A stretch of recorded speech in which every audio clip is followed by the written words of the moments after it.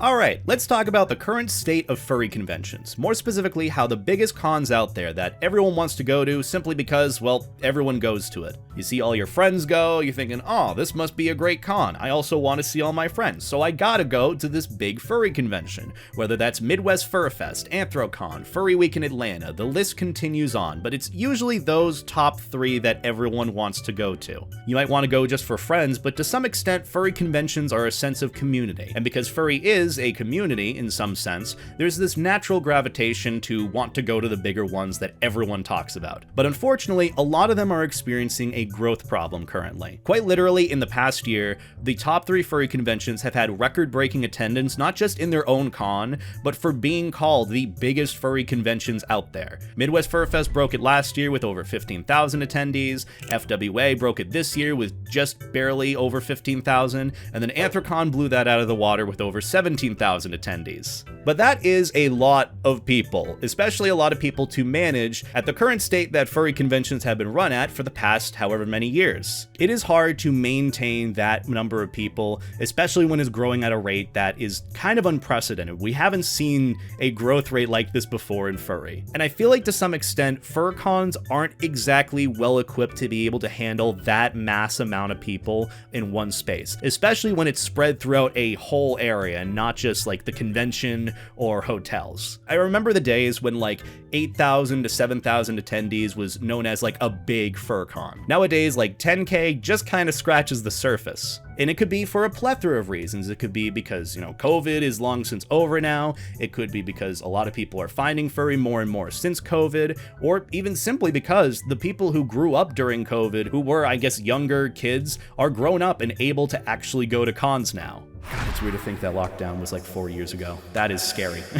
And so if you've been on furry Twitter or any part of furry social media in the past month, all the talk has just been about the big cons having some new happening, whether it's the lottery system, announcement for registration changes, announcements for room block openings. But the big one that a lot of people have been discussing is the new changes that Anthrocon has decided to implement for their next convention year. So let's talk about it today. There's a lot here to discuss that I haven't really properly gone into. I mean, I've talked about it a few times on my other channel. A bunch of videos will be linked in the description if you want to go and check those out, because I've covered like a lot of what I'm going to talk about today before. So whatever's linked in the description below for videos, articles, things to watch, if you want to learn more about it, highly recommend doing so. So to start things off properly, I want to go over the announcement that was put out the other day from Anthrocon. It was an announcement from the chairman, pretty much saying that changes are going to be made for how Anthrocon runs this next year in response to the mass amount of people who want to go to this event. It's no secret that the furry fandom and conventions have exploded in growth over the span of just a few years. We've been taking into account feedback we've received, our own observations, and our responsibility to provide a safe, accessible, and manageable convention experience for all.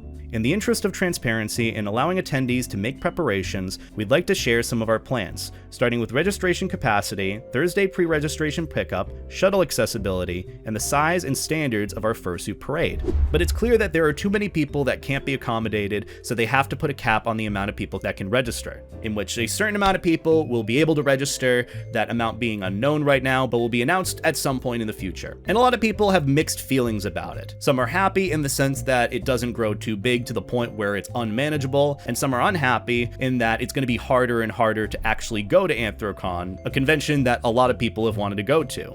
I highly recommend watching this update video simply because it puts into perspective just how difficult of a decision all of this is with regards to changing how a con runs at the level that it's gotten to. Because you're trying to accommodate as many people as possible and you want naturally the convention to keep growing, but it's not feasible. It's not realistic with regards to the standards that are set out there right now. And it wasn't just a change made for Anthrocon, it was a change made for the city of Pittsburgh too. I think the big reason why people are upset is because it very much limits how many people can go to a convention, especially one that they might really want to go to or might put all of their energy, time, and effort into trying to get there. There might be someone out there who just simply wants to go to Anthrocon every year and might not be able to because of how competitive and harder it is to actually get there. Keep in mind, these changes aren't made to really slight most of the attendees. They're made so that the con can continue to exist. And that's especially the case for Anthrocon with how big it's grown. It hit a 17,000 attendee rate this year alone, and that's only projected to grow based on how cons have been growing in the past however many years now. So to some extent, the announcement kind of makes people panic a little bit more about being able to go to their favorite con. It's not even just competition to be able to get main hotel at this point, it's competition to be able to go to the con for some people.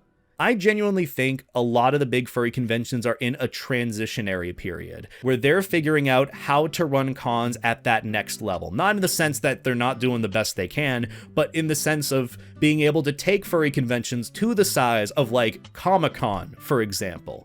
I think furry will eventually get to that point, but time and discussion and decisions need to be made that might not benefit everyone in the end in order to get to that point in a feasible and safe manner. But from my understanding, it seems like this change to the registration cap is a good thing in the end to handle the mass amount of people that want to go to Anthrocon. It is not supposed to get the sirens blaring, making everyone panic to try and register as soon as possible, but that's how it's going to be taken. It might not be a perfect solution for the rapid growth of furry conventions that we've seen, but it is a solution to maintain a sense of not just security, but allowing it to continue without disaster striking. I don't know if you guys have seen it too, but a lot of cons at the size that they're at have a lot of the lingering issues that we see talked about on social media a lot. Like, you know, the person that got their finger bit off, or the person that got hit with a sword or something. I don't know the full details of that, but they happen and they're talked about. I think realistically, the size that some of these cons get to isn't feasible and can lead to a lot of disasters and mismanagement, and being able to maintain peace, security, and not having events that, you know, hit social media and end up being like the new gotcha moment against furries. Because you got to think about it this way from the perspective of like running the event. If you have more and more people coming to this event that you're running, and you realistically don't have a feasible estimate to see how big it'll get, it's better to overestimate usually than underestimate, especially in the case of how big fur cons are growing. In the video with Uncle Kage, it's even very explicitly stated that the decision to put a registration cap on Anthrocon wasn't just done by, you know, convention staff. It was done within discussion of not just of like the convention space. It was done within discussion from like other hotels, the convention itself, the people of Pittsburgh, or at least the affiliates in the area, and taking into account just the massive growth and how this past year went based on feedback. Which, if you remember, there was also a very big issue with registration this last year at Anthrocon. It might seem scary in the sense where you don't know if you're going to be able to go to the con in the first place, and you gotta panic to pre-register right now, thinking, oh, they're gonna limit the con to a certain amount of people and I'll just be too late to be able to go. As much as that's a scary thing to think about, I don't think that is immediately what is going to happen. And it's been more so reflected recently because Anthrocon did put out pre-registration for the con already, where you can go and, you know, sign up, get pre-reg. I'm assuming this was done to gauge, you know, interest for the next year to see when or if the cap will need to be implemented. But it also resulted in the website crashing when registration opened for the con. So a lot of people were upset about that.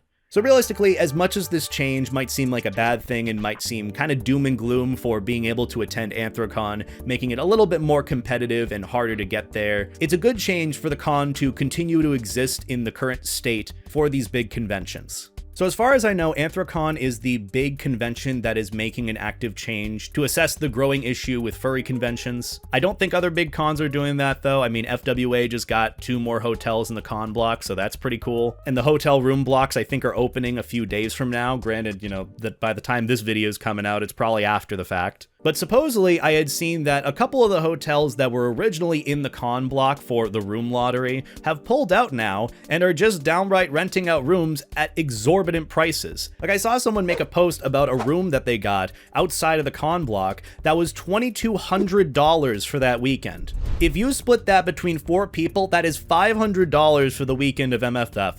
MFF for me is not that worth it. It is a lot of money, and the bottom line is pick and choose the cons you want to go to, okay? I think we're at the point where conventions, at least the big ones, are growing a bit too big. Does it mean that furry conventions can't exist at the 20,000, 30,000, 40,000 attendee mark? No, I think they can, and we'll get to a point one day where we'll have that big, super big furry convention. But as of right now, with the state that conventions are run in for the size that they are, it's becoming a little unsustainable. So changes are being made to help accommodate both the con to be able to exist and the furries who want to go to them. This is definitely something you'll see changing more and more in the next few months to a year or so, where the big cons are going to be making changes to how they, I guess, operate at the level of how many people can go, or in the sense of how much space is allowed. Maybe it'll eventually plateau from what people are saying, but furry is just still going to keep growing. It's not going to be an end-all be-all solution. So what can you do about this growing problem? Well, the best thing I can recommend is pick and choose the cons that you really want to go to. I know it's easier to say, go to smaller furry conventions, give those a shot, but honestly, I think that's a better play in the end. An interesting thing that I've noticed about the biggest furry conventions out there is that after you get past the top 3, the attendance rate is just cut in half. Like TFF had an attendance rate of 8,000 attendees. That's the 4th biggest furry convention. There are so many medium to, I guess, old big size cons that have a lot of people that go to them, and in my opinion, I have a better time at than some of the bigger conventions that everyone wants to go to. The furry fandom is definitely different than it used to be when I originally joined. I wouldn't say it's for the worse, I would say it's for the better, in a sense of maintaining community, but also allowing people to enjoy what they like about it. Sub-communities, sub-hobbies, sub-interests within furry exist. People would argue that it's cliquey. I would argue it's more of people finding their group of friends that they would like to. And that's a whole separate video for another time about the clique problem with furry, which I don't think it's a furry problem. I think it's a human problem, but that'll be for later. With regards to cons making changes that you might like or not like, the best thing you can do is give feedback in a respectful manner. That's why I say treat people like people, and that goes for conventions too. I've seen people online be so heinous and awful to con staff, to volunteers, lashing out, insulting at con Twitter accounts, just being awful. Staff members read those comments and things that you say, and they might not want to volunteer or staff for a con if that is what they're going to receive. Remember, just be respectful and nice to con staff. Furry is realistically what you make of it, and you are in control of what you experience with it, whether you strictly go to big furry conventions, or focus solely on furry drama like me, or you focus more on relationship building and go to smaller conventions near you. The bottom line is things are changing, it's inevitable, but make the best of it. So on that note, thank you all for watching. If you enjoyed this, be sure to let me know in the comments. I greatly appreciate all the feedback and support. And again, if you haven't already, be sure to go and check out the videos linked in the description below. The ones that I've done give some more context as to the rapid change that furry conventions are having, and how some of them have the same routine they've had for years. I'll also be linking Finn the Panther's video on this exact discussion in the description below too. I know he covered this before I did and probably did a better job at it. And realistically, when I talk about this stuff, I want to share information and help people be more informed. So go and check out that video if you probably want to learn more about it. But that's about gonna do it for me. Have a wonderful night, take care, life stay jacket, treat people like people, and that's about it for me.